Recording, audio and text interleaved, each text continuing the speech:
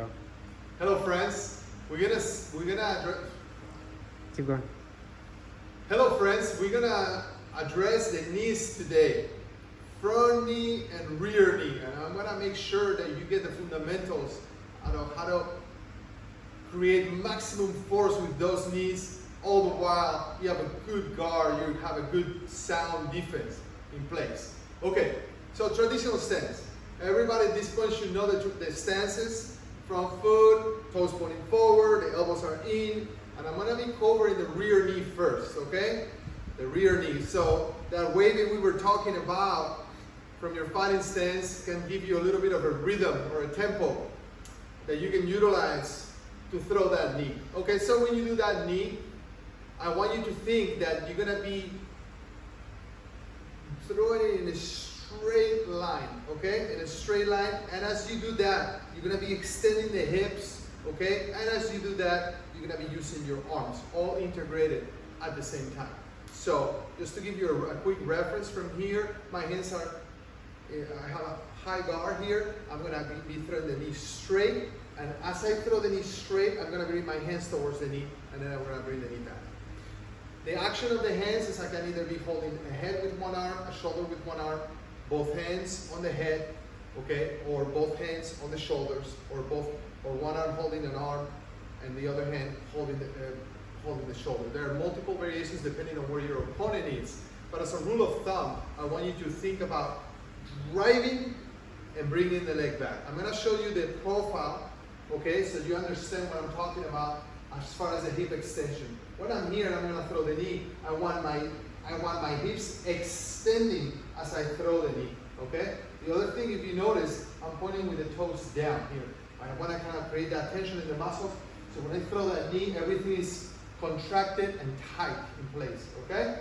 Now, another aspect of this position is that when I'm throwing it, there's a little bit of a torque going on the hip and on the arms here. So I try to generate maximum force as I do it. So from your traditional fighting stance, the hands are going to go a little bit higher here, and then I'm going to drive all the way in, and the hand goes back. If you notice, I'm landing my feet right in the fighting stance from here. Boom! And back. So I want you to work on this motion, getting that connected all together, okay? The extension of the hips, the hands driving down, the knee driving directly into your target, okay? As always, you begin slow, and as you get more comfortable, you can increase the speed. Don't be in a rush to increase speed. Speed, once you master the movement, the speed is easier, okay? Now, with the front leg in a traditional stance, there are a few different ways that we do it. One is through a switch step front knee. The other one is basically can come from checking a kick and stepping forward, and then I switch the stance and I throw the rear knee, okay? The reason why is because from here, a knee like this doesn't have that much power unless your opponent is running into it, okay? So as a rule of thumb, we want to create additional torque. That's the reason why we do the switch step. Or, you know, we can be, for example, throwing across, boom, and then landing forward with the right foot and following up with the left knee, okay? So there are different variations.